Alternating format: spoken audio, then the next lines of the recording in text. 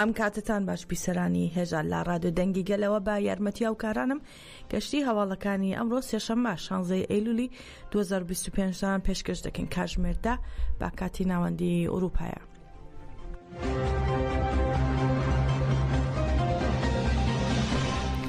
پارێزەرانی نووسینگەی یاسایی سەدا لە دوای کۆتایە دیداریان کە لە حوتی ئابی 2009 لەگەڵ ڕێبەرەوە جەلان ئەنجامیاندا بوو دوێنێ ڕۆشنە دوورگەی ئیمراڵی و پاش ئەنجامدانی دیدار لەگەڵ ڕێبەرەوە جەلان و زیندانیانی دیکەی سیاسی لە گرتوخانەی ئیمراڵی گەڕانەوە. نووسینگەی یاسایی سەدا لەبارەی دیدارەکەیانەوە لە هەژماری خۆی لە دیجیتال میدیا پامێکی بڵاو کردوتەوە و نووسێتی هەرێکە لە پارێزەرانی نووسینگەکەمان ڕازی ئۆستورک، ئیبراهیم بیلمەز و چەنگێز یۆڕەکلی ڕۆژی دووشەممە 15 ئەیلولی 2025 لەگەڵ بەڕێز عەبدوڵڵا ئۆجەلان حاملەی یەڵدەرم و عومەر خەیری کۆنار و مەحموودیە مەلەک و ئەرگین ئەتەبای کە لە دوورگەی ئیمراڵی ڕاگیراون دیداریان ئەنجامدا. جێ ئاماژەیە پارێزەری نووسینگەی یاسایی سەدا فایق ئۆزگۆر ئۆرۆل بەشداری دیدارەکەی 27 شوبات بوو کە لە ئیمراڵی لەگەڵ ڕێبەرەوە ئۆجەلان عومەر خەیری کۆنار حاملەی یەڵدەرم و وەیسی ئەکتاش ئەنجامدرا بوو.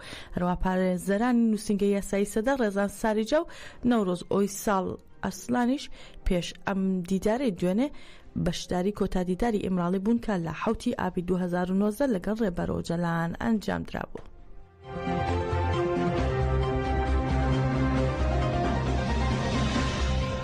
کوردستانیان و دۆستانیان بۆ ئازادی ڕێبەرەوە جەلان و جێبەجێکردنی مافی هیوا لە پێش ئەنجومەنی ئەوروپا گربوونەوەیەکی بەرفراوانیان ئەنجامدا و لا گربوونەوەکەدا عومەر گۆنەشی پارێزەری ڕێبەرەوە جەلان ڕایگەیاند ئەنجومەنی ئەوروپا ناچارە بڕیاری مافی هیوا جێبەجێ بکات. گربوونەوەکە کە پێش کۆبوونەوەی کۆمیتەی وەزیرانی ئەنجومەنی ئەوروپا کە لە نێوان ڕۆژانی 15 تا 7 ئەیلول ئەنجام دەدرێت ئەنجامدرا و باوتەی پێشەکی گربوونەوەکە لەلایەن کۆمیتەی ئامادەکارەوە دەستی پێکرد. هەفسەرەکانی کۆنگرەی کۆمەڵگەی دیموکراتیکی کوردان ئەوروپا کە جێدەکا ئەوروپا زوبەیدا زۆمۆڕەت و ئەنگین سەفەریش بەشداریان کرد و وتاریان پێشکەش کرد. زوبەیدە زۆمۆڕەت لە قسەکانیدا بانگوازی لە ئەنجومەنی ئەوروپا کرد پەیوەست بە مافی هیوا ئەرکی خۆی جێبەجێ بکات و بۆ ئازادی جەستەیی ڕێبەرەوە جەلان هەنگاوی کردەوەی بنێ. هەروەها ئەنگین سەفەریش ڕایگەیاند تورکیا ئەو کاتێکە بۆی دیاریکراوە بۆ جێبەجێکردنی مافی هیوا بەکاری نەهێناوە و کەچی لە بەرامبەریشدا دەوڵەتانی ئەوروپا وەک پێویست دەنگیان هەڵنەبڕیوە لە بەرامبەر پێشلکاریەکانی تورکیا ئۆتیشی بۆی ڕای دەگەێنن ئازادی ڕێبەرەوە جەلان بۆ گەلی کورد هێڵی سوورە. هەروەها ئایتەن کەپڵان لەسەر ناوی تەفگەری ژنانی کوردی ئەوروپا تەژەکە ئەوروپا ئاماژەی بۆ کرد تورکیا پێویستی با پرۆسی ئاشتیە کە ڕێبەرەوە جەلان دەستی پێکردووە و ئەوتی دەبێت تورکیا ڕفۆرمی دەستوری بکات و دان بە مافی هەموواندا بنێت. هەلا گربوونەوەکەدا پارێزەری ڕێبەرەوە جەلان عومەر گۆنەشیش سەرنجی خستە سەر بڕیاری مافی هیوا وتی ئەنجومەنی ئەوروپا ناچارە ئەم بڕیارە جێبەجێ بکە.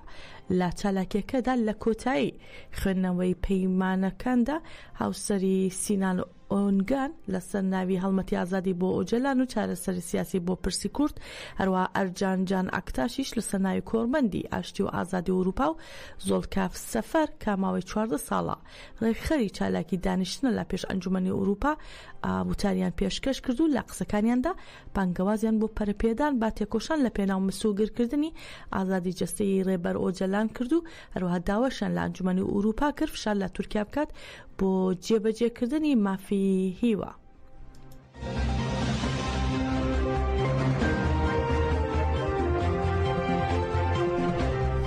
ژنانی بەناوبانگی جیهان لە چەندین وڵاتی جیاوازەوە بۆ پێدانی مافی هیوا با ڕێبەرەوە جەلان نامێکی هاوبەشیان بۆ کۆمیتەی وەزیرانی ئەنجومەنی ئەوروپا نردوو داوای ئازادکردنی ڕێبەرەوە جەلانیان کرد. لە نامەکەیاندا هاتبوو ڕێبەرەوە جەلان مخاتەبی سەرەکی ئاشتی کۆمەڵگەی دیموکراتیکە و نوێنەری ڕاوای گەلی کوردە و ئێستا پێویستمان بە هەنگاوی کردداری و ئیرادەی سیاسیە کە پابەندبوون با سیاسەتی دیموکراتیکەوە نیشان بدا. هەروەها لە نامەکەی ژناندا چەندین داواکاری ئاراستی ئەنجومەنەکە کراوە و داوای ئازادکردنی ڕێبەری گەلی کورد عەبدوڵڵا ئۆجەلان کراوە. دەشڵێن دەبێت دادگای مافەکانی مرۆڤی ئەوروپا دەمەمە بڕیارەکانی ساڵی 2014 جێبەجێ بکە. ژنان هەروەها ئەم داواکاریان نەیان خستووە تاڕوو دادگای مافەکانی مرۆڤی ئەوروپا دەبێت بڕیارەکەی پەیوەندیدار با دۆسی ڕێبەرۆجەلان کە لە ساڵی 2014 دەری کردو جێبەجێ بکات و هەروەها تورکیا دەبێت بەڕێز ئۆجەلان ئازاد بکات بۆ پرۆسی ئاشتی بۆ چارەسەری پرسی کورد ئازادی جەستەیی بەڕێز ئۆجەلان پێویستە. دەبێت پەرلەمانی تورکیا هەنگاوی کردەوەی سیاسی و یاسایی بنێت بۆ دیموکراسیەک کە یەکسانی هەموو گەلانی وڵات بپارێز و تو مافەکانی کوردیش لە تورکیا بناسێنێت. هەروەها دەشڵێن دەبێت فشاری دیپلۆماسی لەسەر تورکیا بکرێت بۆ ئەوەی بە پێی پێوەرە دیموکراسیەکان بجوڵێتەوە و دوژمنکاریە سەربازیەکانی ڕابگرێت و پابند بێت با پرۆسی ئاشتیەوە و لە کۆتاییشدا ڕایانگەاندە تورکیا وڵاتانی ئەندامی یەکێتی ئەوروپا و ئەمریکا وڵاتانی دیکەی پەیوەندیدار دەبێت پەکەکە لە لیستی ڕێکخراوە تێروریستیەکان دەربهێنن و کۆتایی بە تاوانبارکردنی کورد بهێنن.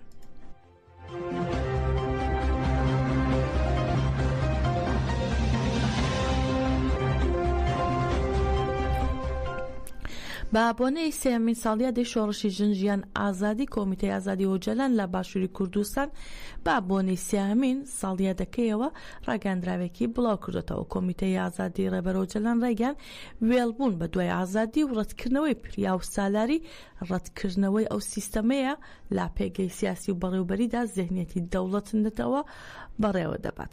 هەروەها کۆمیتەکە ڕاشی گەاندووە ئەمڕۆ جیهان ئەم یادە دەکاتەوە وەک بەشدارێک بۆ تێکۆشانی ژن لە ڕۆژهەڵاتی ناوین و کۆی جیهان کە پاڵپشتی و یەکرێزی ژنان سلمێنەری بە جیهان بوونی شۆڕشی ژنجیان ئازادیە. دەشڵێن بەڕێز ئۆجەلان ئەڵێت ئەگەر ژیانێکی ئازاد هەبێت ئەوە بە تێکۆشان و هەوڵی ژن دەبێت کەواتە ژنانی ڕۆژهەڵاتی کوردستان سلمێنەری ئەو ڕاستیان کە ژن و ژیان ئاوێتەی یەکن. هەروەها کۆمیتەی ئازادی ئۆجەلان لە باشووری کوردستان بە شانازی و ڕای دەگەێنێت کە ئەو یادە بەرز دەنرخێنێت و هەمیشە بە تێگەیشتنی پێکەوە ژیانی ئازاد و بەشداری هەردوو ڕەگەز پێشبینی جیهانێکی نوێ و پرشنگدار بۆ کۆمەلگا دەکات.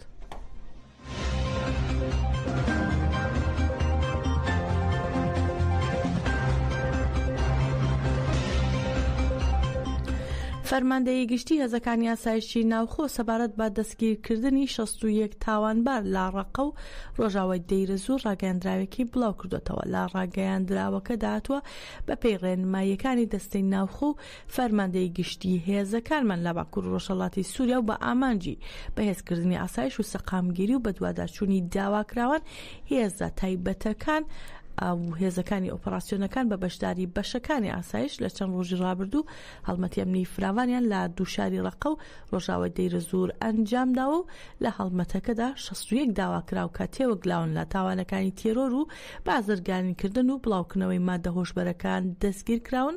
دەست بەسەر بڕێک چەک و تەقەمەنیش گیراوە. هەروەها مادە هۆشبەرە جۆراجۆرەکان و سەدان فیشەک و مەغزەری چەک دەستیان بەسەردا گیراوە.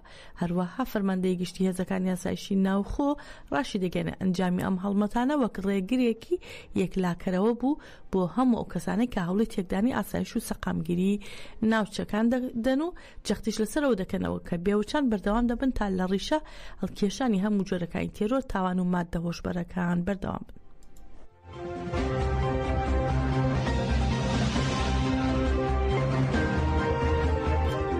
کۆنگرەیستان لە شاری حەسەکەی کانتۆنی جزیرە باچالەکێک سمبۆلی ژنجیان ئازادی ژینە ئەمینیان بەبیرهێنایەوە و هەروەها ڕاگەیاندراوێکیشان خوێندەوە. لە ڕاگەیاندراوەکەی کۆنگرەیستار داهاتبوو هێشتا هێرش و فشارەکان بۆ گەلانی ئێران و بەتایبەت زیندانیکردن و لە سێدارەدانی ئەو ژنان لە بەردەوامەکە بۆ کۆمەڵگەیەکی ئازاد و دیموکراتیک و دادپەروەرانە تێدەکۆشن داواشیان کردووە وەستان هێرش و فشارەکانی سەر ژنان بوەستێنرێ و زیندانیانی ژن لە زیندانەکانی ئێران ئازاد کرێن. هەروە دەشڵێن بەتایبەت ئەو چالاکوانە سیاسیانەی کە هێشتا چارە نووسیان نادیارە دەبێت ئازاد بکرێن.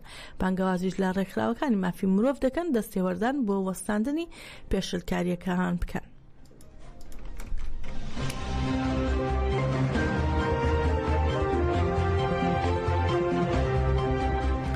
محەممەد ئیسلامی سەرۆکی ڕێکخراوی وزەی ئەتۆمی ئێران سەبارەت بە پابەندی وڵاتەکان با ڕێکەوتنی ئەتۆمی و گرژیەکانیان لەگەڵ ئیسرائیل لا کۆنگرێکی ڕۆژنامەوانی دەڕایگەیان ئیسرائیل هەموو بناغەکانی ئاشتی و ئاسایشی نێودەوڵەتی تێکداوە و ئێران پابەندە بە ڕێکەوتنی ئەتۆمی چونکە تەکنۆلۆژیای ئەتۆمی ڕێگەیەکی قوڵی لە ئێران داکوتەوە و ناتوانرێت با هێرش و تێرۆر لە بین ببرێ. ڕوونیشی کردوتەوە وڵاتەکەی لا پەیماننامەی قەدەغەکردنی چەکی ئەتۆمی نەکشاوەتەوە لا ڕێگەی ڕێخستنێکی نوێوە لەگەڵ ئاژانسی نێودەوڵەتی وزەی ئەتۆم هاوکاری دەکات. هەروەها ئیسلامی ڕخنەی لا بێت توانایی ئاژانسی نێودەوڵەتی وزەی ئەتۆم گرتووە لا بەرگریکردن لە سەر بەخۆی خۆی لە بەرامبەر هێرشی ئیسرائیل و فشارەکانی واشنگتۆندا. هەروەها راپۆرتی ئاژانسی نێودەوڵەتی وزەی ئەتۆمی باڕوونی پشتڕاست کردەوە کە هیچ ئامڕازێک بۆ دروستکردنی چەکی ئەتۆم لە ئێراندا نیە. باسی لەوەش کرد کە ئیسرائیل بە پاڵپشتی ئەمریکا دامەزراوە ئەتۆمیەکانی کردوتە ئامانج و ئەمریکا بەشداری لە بوردومانکردنی دامەزراوەکانیان کردووە لە کاتێکدا کە دەکرا ڕێکەوتنی ئەتۆمی نمونەیەکی سەرکەوتووی دیپلۆماسی بێت.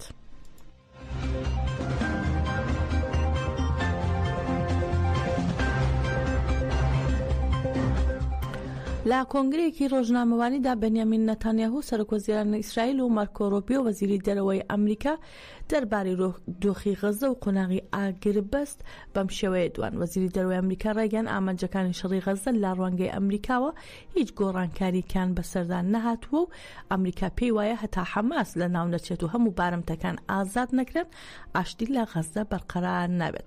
هەروە دەشڵێت ئەمریکا بەردەوامە لەسەر سیاسەتی پێشووی خۆی سەبارەت بە مەترسی ئێران لەسەر ئیسرائیل و جەخ لەسەر ئێرانێکی داماڵرا و لاچەکی ئەتۆم و موشکی بالستی دەکەنەوە ببورن. هەروەها بەنیامین نەتانیاهوش سەرۆکوەزیرانی ئیسرائیل ڕایگەیاند هێرشەکان لە غەزە لە دژی خەڵکی سیڤیل نین بەڵکو چەکدارانی حەماس بە ئامانج دەگرن و وتیشی ئیسرائیل بەردەوام دەبێت لە درێژەدان بە چالاکی سەربازیەکانی هەتا حەماس لە ناو دەچێت. سەبارەت بە هێرشەکەی ئیسرائیل بۆ سەرشاندی دیپلۆماسی حەماسیش لە شاری دۆحەی پایتەختی قەتەر بەنیامین نەتانیاهو ڕایگەیاند ئەو هێرشە بڕیارێکی سەربەخۆی ئیسرائیل بوو بەرپرسیاریەکەی هەڵدەگرێن.